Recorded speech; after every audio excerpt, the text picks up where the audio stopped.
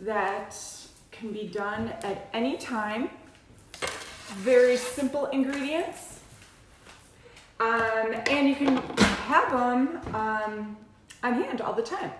So basically what you have to do is always make sure that you have flour and you have yeast.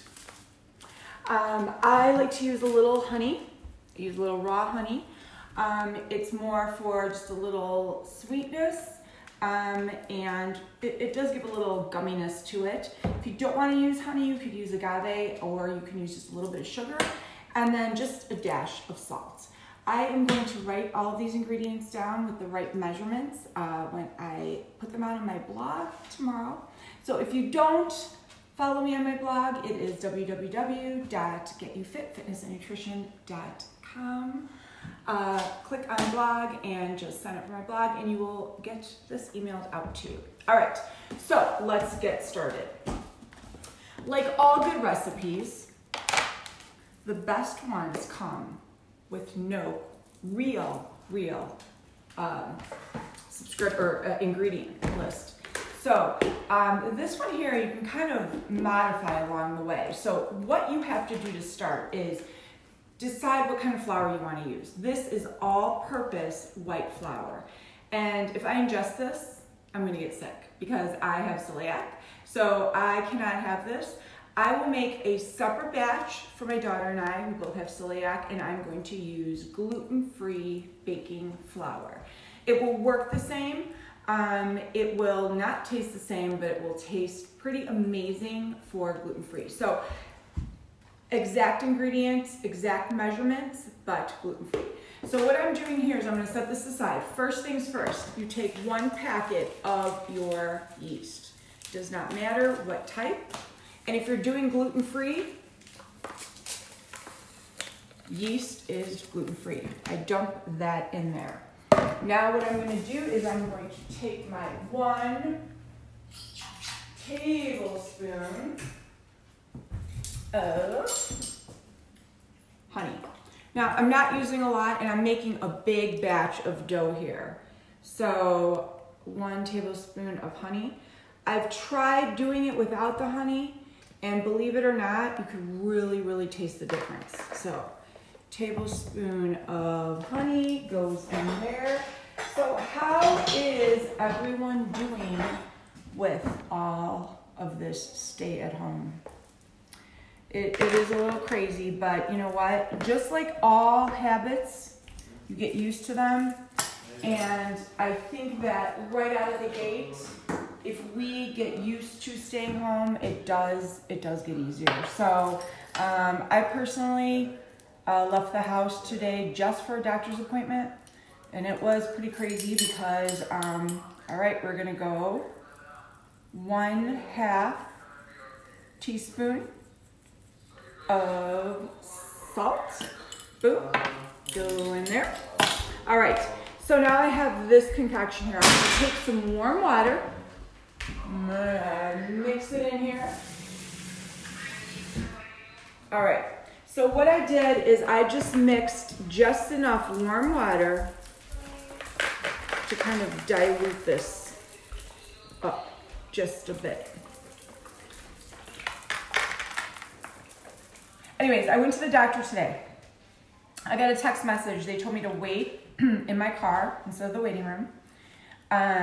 They asked me to call when I got there. They texted me when the doctor was ready. I walked in and there was a nurse waiting for me.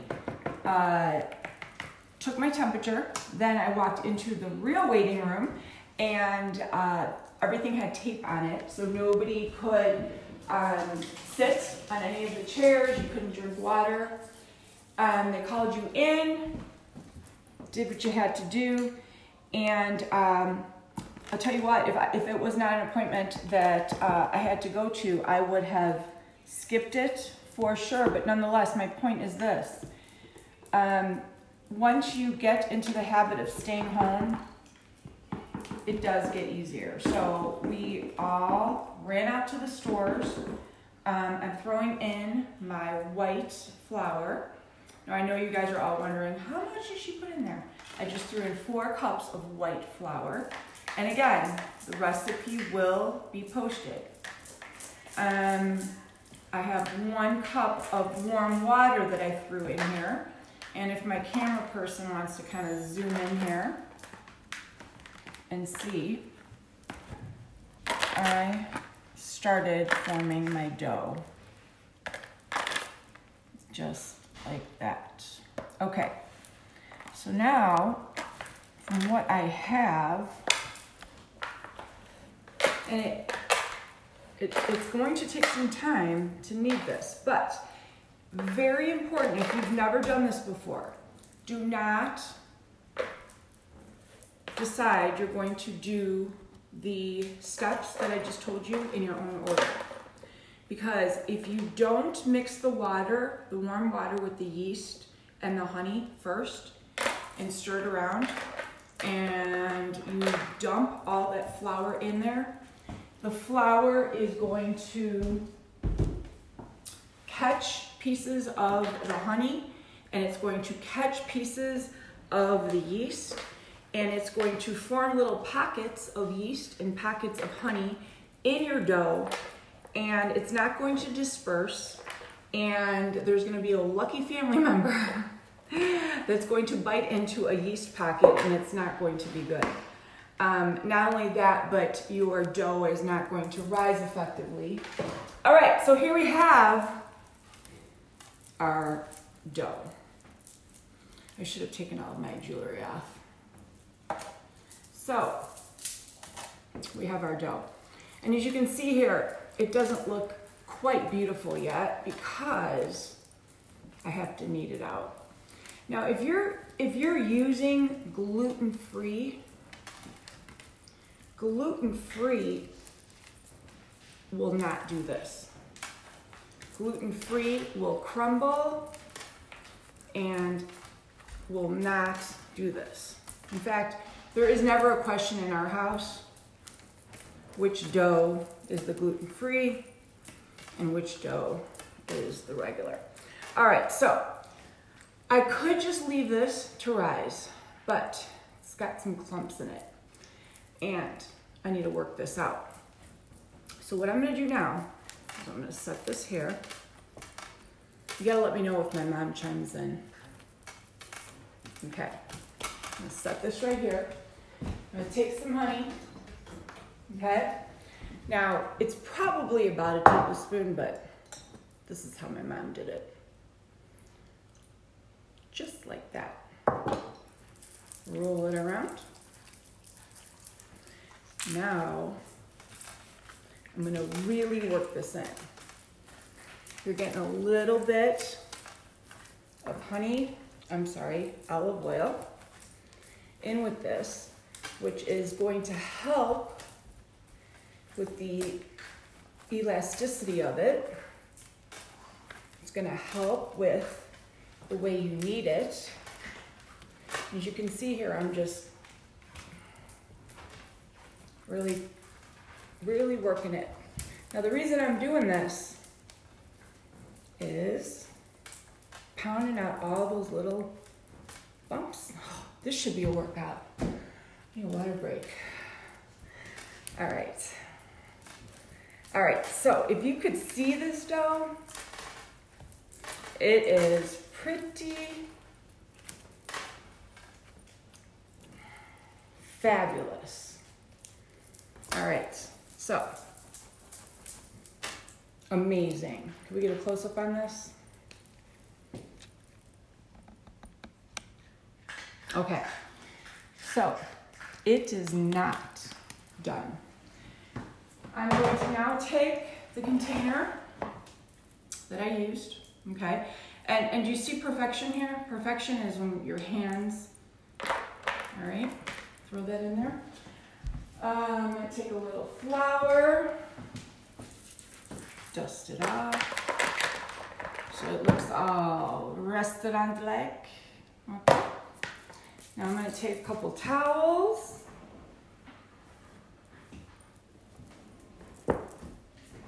Cover them up. Okay, I'm gonna set this aside so it has to rise. Okay, So while this is rising, I'll set this there. I'm gonna get me something to drink. We're gonna learn how to make the tomato sauce. Now I have to wash my hands so I don't contaminate myself. The tomato sauce obviously could be bought, or you can save yourself some money. You could increase the flavor, enhance the flavor, reduce the salt, and always have it on hand. Oh, hey, can we take a little time out here to do a quick, did you guys know that this sponge, we guys all know about the sponge, right? I did not know this. This sponge, did you know that if you run it under warm water makes it soft. So if you had something soft to wash, it makes it soft. If you wanted it to be harder, more abrasive, you put it under cold water. I didn't know this. And now it's much more dense. So if you wanted to scrub something off, I had no idea. Anyhow, all right, back to our cooking segment. Follow me. All right, so tomato paste. The key is good tomato paste, tomato sauce. Again, this is where you can use your creativity and your flavor. See what you like. If you're someone that likes a little kick, a little spice, you could add a little of that. If your family likes bland, then go bland.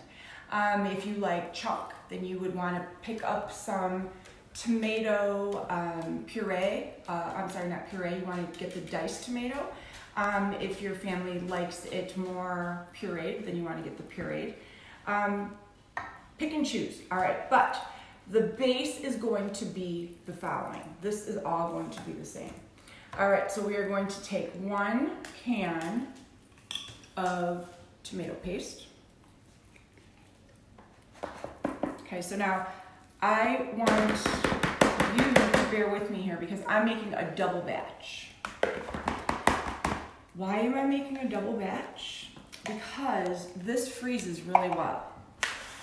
And since I'm going through the trouble of making a batch for tonight's pizza, calzone, we're actually doing pizza or calzone. Since I'm going through the trouble of making the sauce, then I'm going to keep it for a future Italian night or another night that I might want sauce. Okay, now you're going to use a, well, this is a double recipe, so obviously when I put it on my blog, I'm going to reduce it. A can of pureed tomato sauce. This has no flavoring in it. So if you wanted to use tomato chunk, tomato diced, whichever, the thing is you want to look back here, you want to see calories are low, you want to see that the sodium is low. There's virtually no sodium in this. All right, so now we are mixing this up. When you get store-bought marinara or you go out to eat and you wake up the next day and the scale is up a couple pounds and you can't get your rings off, that is because of all of the sodium preservatives that is in the sauces. So we're making our own, we're not gonna need to worry about that. Okay, so we mix that up. All right, so again, this is where you are going to get creative. Now, all of them are going to have the following: garlic, lots. Again, I will type up the complete recipe. I like to put a little basil. Since I don't have fresh basil, I like using this tubed basil. Just a little squirt. Okay. Then next, I actually put a little lemon juice in mine. Now, you might not like the tang of the lemon juice. If you didn't know I put it in here, you would not taste it. So when I print up the recipe, it might surprise you to see it in there, but you really, really, really don't taste it, okay? Then I'm going to take some oregano, right here, a little bit of that, a tiny bit of crushed red pepper. Such a minuscule amount. It does not make it hot, but it gives it a little unfelt kick. How about that? An unfelt kick, like that. All right, so stir this up. Round and round we go.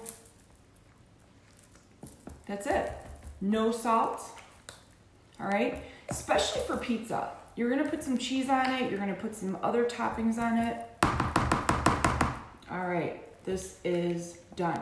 Now, if you look at the thickness of this is a little bit thicker than what you would see in a marinara.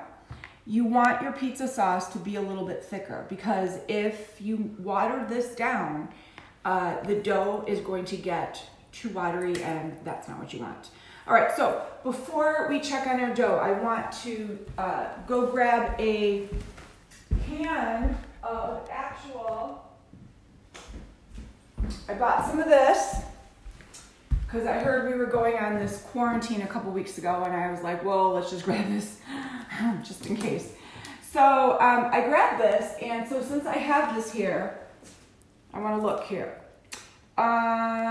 Sodium is 660 milligrams for 1/2 cup, 660 for 1/2 cup.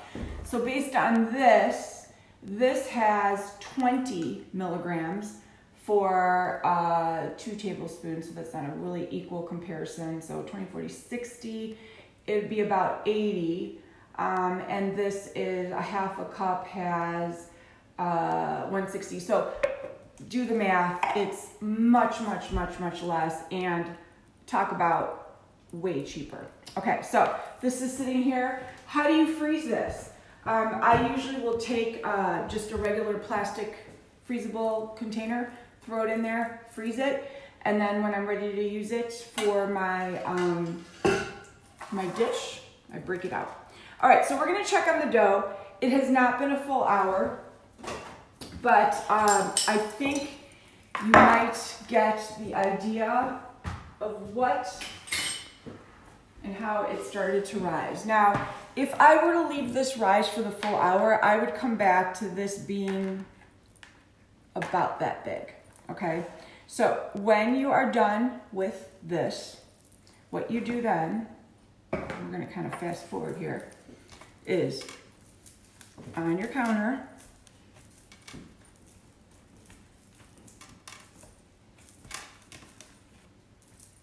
now it will work a lot better once it has risen because it's going to have a lot more air in it and it will be a lot more springy, but we're actually getting a lot. I bought the quick rising, all right? And then I bring it down some more. I do have a rolling pin. I prefer to not use it because I feel like just playing around with this and my hands, I typically get the thickness that I want, the density, and the size. All right, so we have our pizza. So typically now what I would do is I will take this and I will put it on a pizza pan, put it in the oven, bake it for 10 minutes, which is not going to completely cook it. It's going to be par cooked. At that point, I'll bring it out. I'll add my sauce, add my toppings, add my cheese, pop it back in the oven for another 15 or 20 minutes, and voila, it'll be done.